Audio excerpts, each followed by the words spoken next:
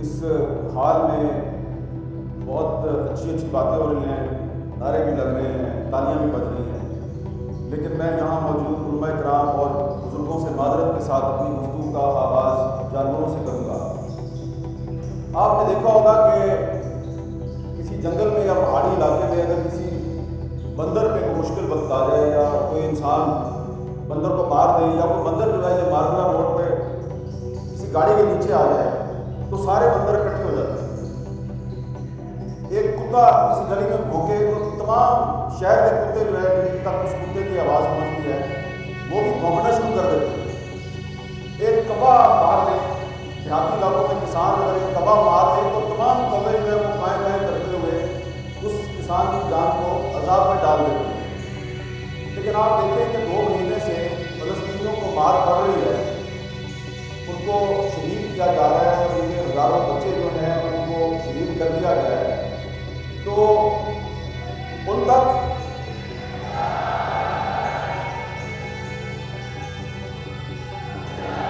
بھائی آپ کی بڑی مہربانی، مجھے صرف 5 منٹ ملے ہیں تو میں نعرہ تکبیر، قائد ملت اسلامیہ حضرت مولانا فضل الرحمان، حضرت مولانا فضل الرحمان سیاست کا سلطان، سیاست کا سلطان، فلسطین کا ترجمان، غزہ کا ترجمان، امت کا ترجمان، نعرہ تکبیر۔ بہت بہت شکریہ مولانا فضل الرحمان صاحب کی آمد پہ جو نعرے بازی ہوئی، وہ آپ کا جوش و خروش تو بڑا اچھا ہے، لیکن میرے 5 منٹ کے اس میں 2 منٹ چلے گئے، اب میں 2 منٹ ایکسٹرا لوں گا۔ تو میں عرض یہ کر رہا تھا کہ جانور اور پرندے جو ہیں اگر ان کے کسی ساتھی پہ مشکل وقت آئے تو وہ بھی اس کی مدد کرتے ہیں، یہ نہیں دیکھتے کہ اس میں ہمارا کیا مفاد ہے۔ لیکن فلسطینیوں کو اسرائیلی بمباری میں شہید کیا جا رہا ہے۔ آپ ذرا سوچیں، اپنے آپ سے پوچھیں کہ کیا کوئی مسلمان ملک یا کسی مسلمان حکمران نے یہ جرأت کی کہ وہ ان کی عملی مدد کرے، اپنی فوج ان کی مدد کے لیے بھیجے؟ نعرے بازی تو سارے کر رہے ہیں، ہم بھی کر رہے ہیں، آپ بھی کر رہے ہیں، اور تقریریں بھی بہت ہو رہی ہیں، لیکن ان کی مدد اس لیے نہیں ہو رہی کہ ان کے ارد گرد، فلسطین کے ارد گرد جو مسلم ممالک ہیں اور جن کی حکومتیں ہیں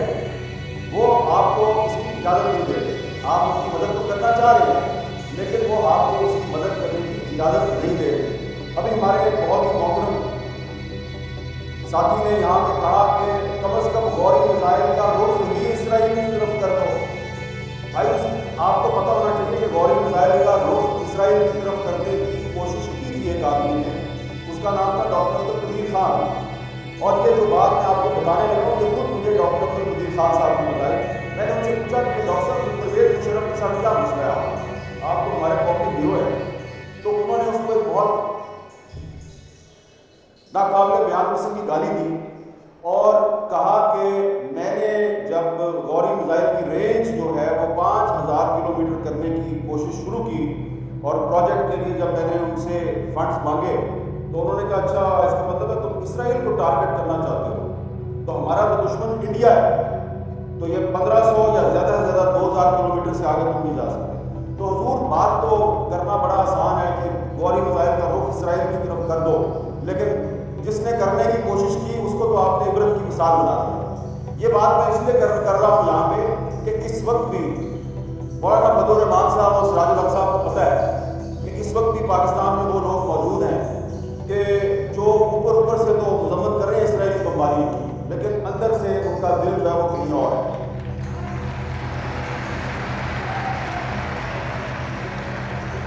میں کوئی لمبی چوڑی بات نہیں کرنا چاہ رہا، دسمبر کا مہینہ ہے اور دسمبر کا مہینہ اس لیے امپورٹنٹ ہے کہ دسمبر 1931 میں شاعر مشرق علامہ اقبال نے مسجد اقصیٰ کا دورہ کیا، مفتی اعظم فلسطین مفتی امین الحسین کی دعوت پر انہوں نے وہاں پہ خطاب کیا تھا مسجد اقصیٰ میں، اور پھر بار بار وہ ایک بات کہتے رہے اپنے ساتھیوں کو، مسلم لیگ کے ساتھیوں کو بھی اور عالم اسلام کے حکمرانوں کو بھی یہ کہتے رہے کہ کبھی امریکہ اور برطانیہ میں اعتماد نہ کرنا، اور خاص طور پہ انہوں نے مسلمانوں سے کہا کہ فلسطین کے بارے میں جو عرب بادشاہ ہیں ان کے اوپر کبھی اعتبار ہاتھ نہ کرنا، یہ آپ کے جو مفادات ہیں ان کا تحفظ کرنے کے قابل نہیں ہے۔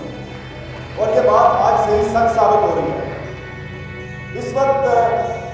میں کسی عرب بادشاہ کا نام نہیں لینا چاہتا کہ وہ تم تو بہت کچھ کر سکتے ہو لیکن تم نہیں کر رہے۔ ہم بہت سے عرب بادشاہوں کے نام لے سکتے ہیں جو صرف زبانی بیانات کو جاری کر رہے ہیں لیکن عملی طور پہ انہوں نے کوئی مدد نہیں کی فلسطینیوں کی۔ ہمیں سب سے پہلے اپنے گھر کا جائزہ لینا چاہیے کہ آپ کے اپنے گھر میں کیا ہو رہا ہے۔ اب آپ یہاں پہ اتنا بڑا آپ نے اجتماع کیا ہے، یہاں پہ آپ اچھی اچھی تقریریں ہوں گی، قراردادیں منظور ہوں گی، لیکن آج پاکستان کی جو اس وقت موجودہ حکومت ہے اس سے یہ پوچھنے کی ضرورت ہے کہ آپ بار بار جو یہ کہتے ہیں کہ مسئلہ فلسطین کا حل 2 اسٹیٹ سلوشن ہے، 2 ریاستی فارمولہ، تو یہ پاکستان کی کون سی پارلیمنٹ نے یہ فیصلہ کیا؟ کہاں پہ یہ فیصلہ ہوا کہ 2 ریاستی سلوشن جو ہے وہ مسئلہ فلسطین کا حل ہے؟ اور کیا یہ ہمارے نگران وزیر اعظم صاحب جنہوں نے 2 اسٹیٹ سلوشن کی بات سب سے پہلے کی، مطلب پتہ ہے آپ کو 2 اسٹیٹ سلوشن کا مطلب کیا ہے؟ مطلب یہ ہے کہ 2 اسٹیٹ سلوشن کا مطلب یہ ہے کہ جی آپ اسرائیل کا جو وجود ہے اس کو تسلیم کر لیں اور اسرائیل کو بھی تسلیم کر لیں، اور یہ جو غزہ اور دریائے اردن کا جو مغربی کنارہ ہے اس طرف جو فلسطین ہے یہاں پہ ایک فلسطینی ریاست قائم کر لیں۔ تو یہ 2 اسٹیٹ سلوشن ہے۔ اب میں اس 2 اسٹیٹ سلوشن کو کیوں مسترد کرتا ہوں، میں اس کے کیوں خلاف ہوں؟ پہلی بات تو یہ ہے کہ پاکستان اسرائیل کو تسلیم نہیں کرتا، اور دوسری بات وہ یہ ہے کہ بانی پاکستان قائد اعظم محمد بن جناح نے 1948 میں جب اسرائیل کو تسلیم کیا گیا تو اس 2 اسٹیٹ سلوشن کو انہوں نے مسترد کر دیا۔ ان کو جب یہ کہا گیا کہ آپ اسرائیل کو تسلیم کریں تو انہوں نے انکار کر دیا، اور قائد اعظم نے ایک خط لکھا امریکی صدر ٹرومین کو، اور اس خط میں یہ کہا کہ اسرائیل ایک ناجائز ریاست ہے، آپ اس کی سپورٹ بند کر دیں۔ تو لہذا اگر آج پاکستان کی کوئی حکومت 2 اسٹیٹ سلوشن کو سپورٹ کرتی ہے یا کہتی ہے کہ مسئلہ فلسطین کا حل 2 اسٹیٹ سلوشن ہے، تو اس طرح وہ دراصل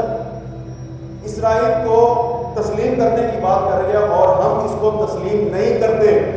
ہم سمجھتے ہیں کہ اسرائیل دراصل فلسطین ہے اور پورے کا پورا فلسطین آزاد ہونا چاہیے۔ اب کہا جائے گا کہ یہ تو آپ اقوام متحدہ کی جو قراردادیں ہیں اس کی خلاف ورزی کر رہے ہیں، تو اقوام متحدہ کی ایک قرارداد تو کشمیر کے بارے میں بھی ہے، تو پھر آپ کو جو کشمیر کے بارے میں قرارداد ہے اس کا بھی احترام کرنا چاہیے۔ آپ کشمیر میں قرارداد کا احترام نہیں کرتے، ہم اسرائیل اور فلسطین پہ اقوام متحدہ کی قرارداد کا احترام نہیں کرتے، اور یہ اعلان کرنا چاہ رہے ہیں۔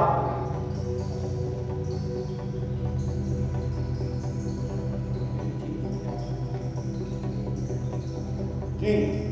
میں اجازت دینے سے پہلے یہ ضرور بتانا چاہوں گا کہ یہ جو باتیں میں نے کی ہے قائد اعظم کے حوالے سے، ہو سکتا ہے کہ کچھ لوگ میں ہوں گے کہ یہ تو سنی سنائی بات ہے، یہ سنی سنائی بات میں نہیں کر رہا، یہ مولانا زاہد راشد صاحب کی کتاب ہے مسئلہ فلسطین کے، اس میں یہ ساری باتیں موجود ہیں، اور یہ بھی اس میں پورا چیپٹر ہے کہ جو 2 اسٹیٹ سلوشن ہے یہ پاکستان کی پالیسی نہیں ہے۔ نگران وزیر اعظم 2 اسٹیٹ سلوشن کو تسلیم کر سکتا ہے، ہم نہیں کرتے، اور ابھی